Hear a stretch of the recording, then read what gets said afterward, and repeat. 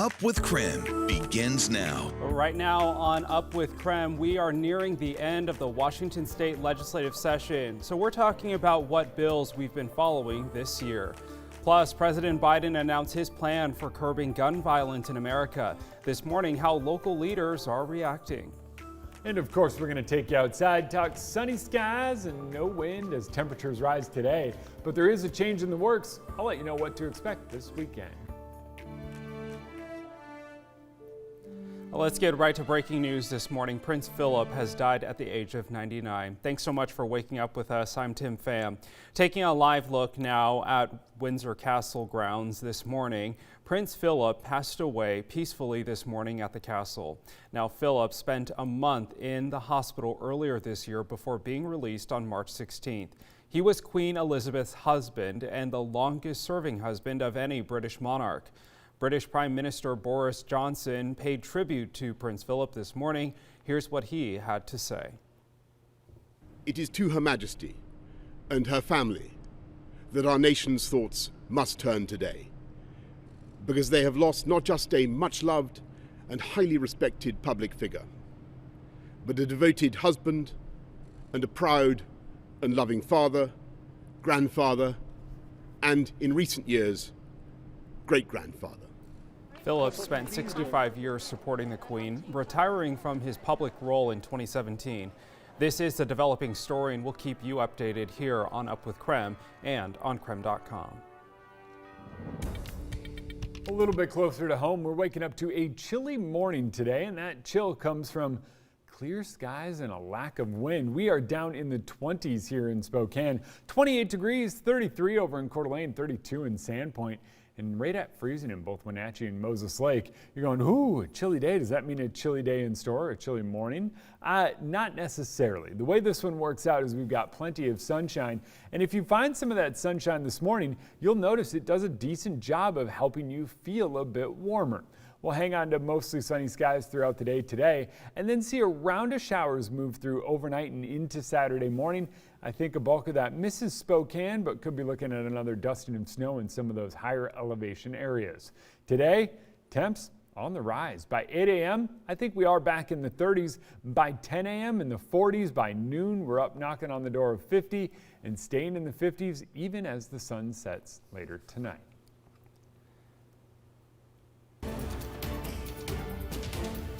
The trial of a former Minneapolis police officer, Derek Chauvin, is underway for the 10th day in a row right now. So here's a live look inside the courtroom this morning. Lindsay Thomas, who you see here, is testifying now, and she's a forensic pathologist. So let's listen in.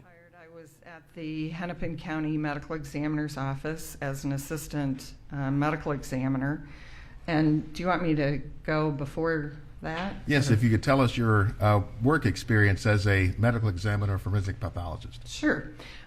Initially, I started after my training at the Hennepin County Medical Examiner's office, working as a deputy and assistant, then assistant medical examiner, and I was there for many years. And then in 1997... So again, this is a let's check one more time. This is a forensic pathologist, and we'll keep listening in throughout the morning on this. But what we do know is that we've heard from key witnesses all week, and yesterday we're told by the witness that George Floyd, or how George Floyd was killed, would have killed a healthy person. So we'll continue checking in on this trial, and we'll have more throughout the morning. In the midst of two more deadly mass shootings, President Biden announced a half a dozen executive actions for gun control. The plan cracks down on ghost guns, homemade firearms which don't have serial numbers and are often purchased without background checks. The Justice Department will also draft red flag legislation so states can keep guns out of the hands of people struggling with mental illness. Facing opposition from some conservatives, President Biden urged Congress to act. They've offered plenty of thoughts and prayers, members of Congress, but they've passed not a single new federal law to reduce gun violence. Enough prayers. Time for some action. While gun control advocates are applauding the president's gun control plan as a good first step, many of the larger initiatives must be passed by Congress.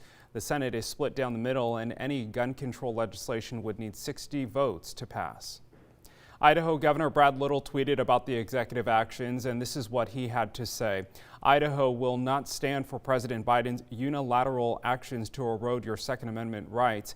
He says he and Idaho's congressmen will work to fight these executive orders.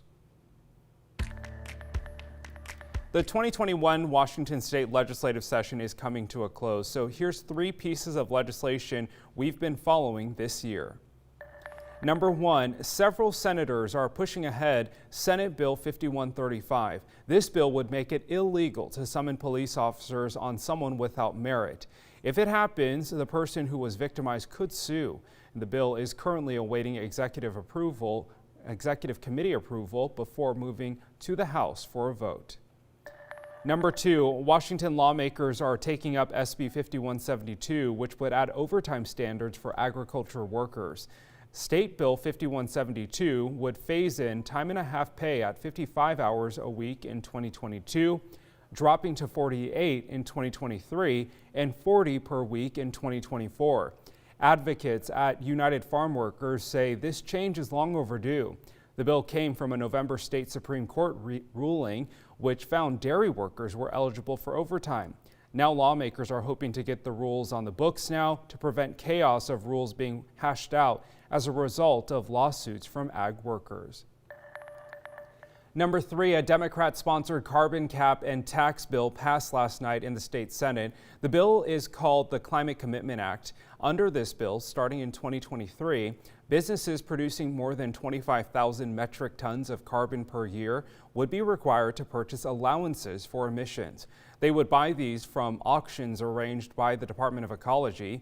Money from these auctions would go to the state and would be split between CO2 reduction programs and transportation-related accounts called Forward Flexible. Well, the best team in the Pacific Northwest is taking it old school. Coming up, we're taking a look at the new uniforms of the Seattle Storm.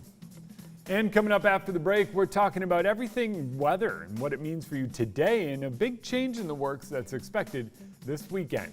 And we've been in the 50s and 60s and, well, there's still a lot of snow up in the Cascades. After the break, our sister station talks to workers at the Stevens Pass ski area.